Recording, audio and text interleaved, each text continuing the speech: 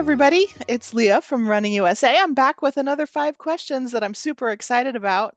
Welcome, Freddie Treseler. Hey, Leah, thanks for having me on. I'm super excited to be joining you today. I'm really happy to have you here. So, Freddie is the Vice President of Experiential Marketing, Content Creation, and much more than that at TRACS. And before we jump into our questions, he's going to tell us a little bit about TRACS for those who might not be familiar with the company. Yeah, so we're 40 years young in the running industry, and we're based here in Boston. The TRACS team is this really fun kind of running industry think tank. We get to do a lot of fun projects. We get to work with some really amazing clients. We get to do projects kind of all over the world.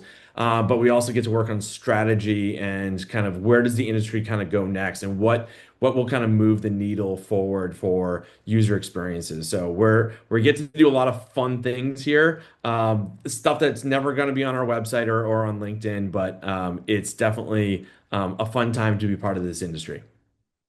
Awesome. Well, we're going to dive into that right away because I'm curious to know more. So, you've worked with a lot of different leading races and endurance organizations out there. Talk to us about what do you think is the most important marketing shift that is taking place right now? What should endurance events really be thinking about as they're creating plans, strategy, looking into 2026? Yeah, 2026 is going to be, I think, an amazing year across the industry. I think one of the big things that we're kind of really excited about is, this boom that's coming out of COVID is finally we're seeing, really strong engagement in terms of road racing. We're seeing really strong engagement on the trails. We're seeing really strong engagement for new runners coming out and experiencing what this racing thing is all about. And it's more around community than competition. But we've never seen more runners connected. Social is incredibly strong. Meeting runners where they are, I think, is super important for races and brands to kind of navigate as we head into 2026. So, Strava continues to be just an amazing engine for visibility and for growth. I'm really excited to kind of see where that momentum carries us in 2026. But I think, there's a lot of new technologies coming online, AI, et cetera, that are kind of driving some innovation in the industry that should be really exciting heading into next year. That's really interesting. Let me follow up on that for a minute. So, does that mean we need a mindset shift for event directors, or how would you want people to be like kind of formulating their thoughts around what's changing? Yeah, great question. So I think there's two parts to that. I think the first part is, really get to know your audience, right? Like who's coming and participating in your events? Who's excited about kind of championing your events to their friends and their peers, right? Those are like your super promoters, right? Like how do you find more of them and how do you make sure that you're also kind of creating enough space so that your existing audience feels really welcome to come back in the future years? Are you creating experiences for them that are new and exciting that they are, they have FOMO if they're not there, right? So, but how do you also create space for a lot of these new runners, right? People are new to, they're gone to a running store for the first time in their life, or maybe they bought their first pair of shoes online, right? So how do you make space for them and get them excited about coming and participating? Because we're seeing, really strong numbers in terms of first time runners. That's amazing. But are we capturing all of that into mass participation?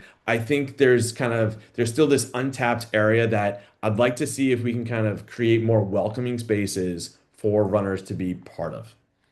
Absolutely. Flip side of that, sponsors always top of mind for any event producer. How do you help your partners, your clients build really meaningful relationships in that space? And frankly, what's your approach to delivering ROI? Yeah, lots of questions. Just ask lots and lots and lots of questions. Really try to understand what makes that partnership possible, what makes it tick, what they're really trying to get out of it, and figuring out ways to drive more engagement. So, one of the big things that our team kind of looks at is don't just look at what this sponsorship is going to get out of this property. That's kind of a really siloed effect. Think about all of the partners that are coming into this race or this property and how can they work together, right? So how get them in a room. There's so many times where the first time they even interact with each other is just on race day. And I'm like, we've lost that moment. So got to get them into a room, got to get them connected, got to get them excited about, hey, this is what we're doing. This is what the kind of the marketing campaign is this year. This is where we're kind of going on as a journey to race day and beyond.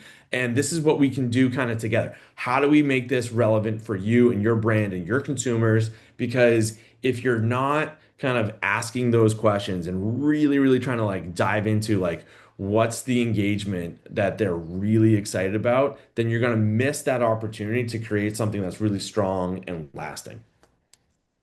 Awesome. So lots of conversations, definitely. You can't have You enough. you mentioned at the top of the call that this is a family business and you yourself have been working with TRACS for about 20 years. So that's a lot of history. You've seen a lot of change in the industry. What's coming next? What trends do you think are coming for us next year and beyond? Yeah, I'm super excited about kind of the rise of AI in the running space. I think we're going to see it not just on the registration side or the training side, but we're also going to see it in terms of, what's the optimized way to kind of keep everyone having a fun and safe experience during the event. So, can we use kind of predictive analytics on race day to make sure that everyone's having a really safe experience? And can we use that data in real time with our municipal partners to show, hey, this is where the runners are on the road right now in real time. This is how many people are kind of overdue at this checkpoint. Maybe it's a warmer day. This is the model that we're going to kind of apply for this year. So if it's going to be an 85 or 90-degree day and we know that they're going to be out there for a marathon, do we shift the expectations with all of our partners because we can overlay AI and say, okay, the runners are going to come through these checkpoints at a slower pace because of the weather, but this is all the additional pieces that we're going to need to deploy to have a safe, fun experience for all of our runners. So there's pieces that can be done on the logistical side, but I think there's going to be stuff that's super exciting in that user journey all the way to race day, whether that's training apps or AI inspired kind of moments that can kind of tie the runner back into the community that they're about to experience. So here's a course preview of what you're going to see when you turn the corner at mile 18. This is kind of giving you that kind of that sneak preview of what you're going to experience on race day. Can we bring that to the runners and get them really excited about what's coming at them? As far as the runner tracking piece, do you feel like that tech is already available or is it still in development? I think I've seen some pretty cool things. I'm really excited about kind of what's going to be possible. There's some new kind of technology on the running side. Obviously, we're seeing a lot of different kind of mergers and acquisitions, Garmin doing an acquisition with MyLabs. And so let's see where kind of things kind of shake out on the technology side. One of the really kind of neat things that we're seeing, and I think the team at Brooksy and Laurel Time is trying to kind of push this as one of their big pieces on the Bluetooth timing is, can you use data in real time to make better decisions as a race director? So that's a really kind of exciting thing to look at instead of just reactive of like, okay, this is how many finishes we had, this is how many people are through the checkpoint. Can you make a really informed decision with a dashboard in real time of this is what's going on your course in consultation with your municipal partners because that makes for a better race day experience for everyone. Yeah, absolutely. So I took a look at some of your clients, some of your campaigns that are out there online, and one of the themes that really stood out to me was collaboration. So I wondered if you could pick maybe one of those campaigns or client initiatives where you really got some great results because of the way that you work with your partners.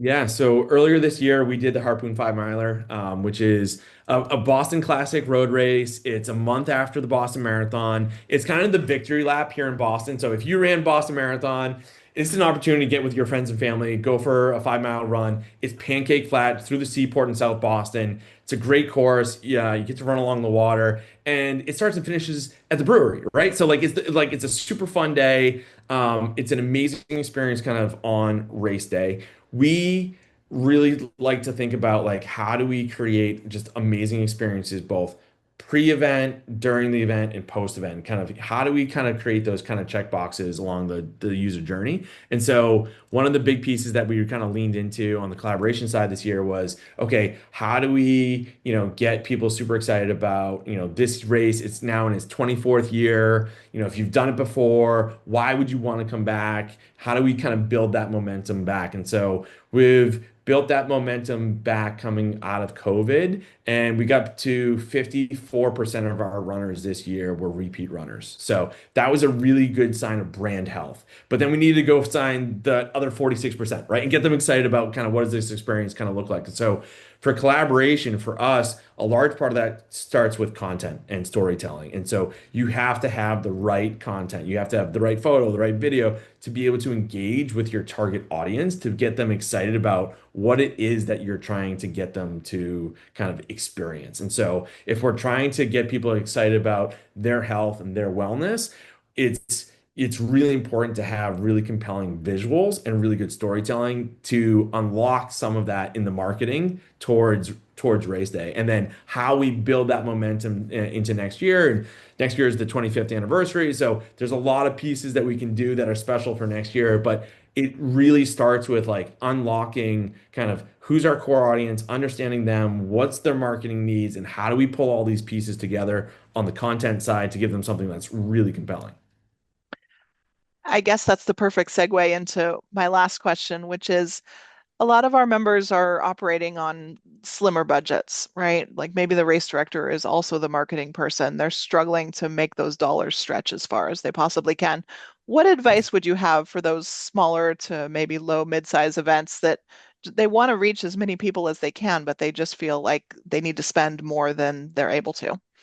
Sure. And I think that cuts across the board for races of every size. And I think one of the most important kind of pieces is don't lose sight of your current audience. Like don't forget like you've already kind of gone through the user acquisition cost process of getting that person to come and purchase, their race entry to go through your race experience. If you've done all the pieces kind of correctly, you now know more information about them. You know kind of what their connection point is. If they've done it 2 out of the last 3 years, okay, you're starting to build a loyalty there. Give them an incentive, give them a reason. So maybe that's an early access to registration. Maybe that's an early access to, hey, if we open this up and you refer 3 friends, you're now going to get a beanie cap, right? Like give them an incentive to kind of champion you and your race. And that's something that doesn't necessarily cost a lot of money, but is incredibly beneficial to kind of building momentum for kind of the registrations. The piece that we've started to experiment with the last 2 years here in Boston is race day registration for next year at the race. So before you leave the site, you can scan a QR code, you'll get an SMS, you'll also get an email. You get 3 different prompts kind of within that 24-hour window of that emotional experience that you had on race day to go in, lock in your spot for next year. And so we have found that to be tremendously beneficial going into Harpoon 5 miler for next year, 25th anniversary. People are super excited. We're 12.5% sold out through a very simple, very effective SMS QR code campaign that was backed up by email. And those are inexpensive, but super beneficial kind of tools that we all have access to. Super practical. I want to give you just an open-ended chance to share anything that we didn't get to. This has been such great insight. No, I think one of the big things that I'm super excited about for next year is, can we sustain this growth in the running industry? So, we're seeing really good numbers in 2024, 2025, we're about plus 2% in the US market. Okay, how do we create experiences? Is it new races? Is it creating new spaces for new runners to come in to feel welcome? I think one of the fascinating insights that I keep hearing is I don't consider myself a runner.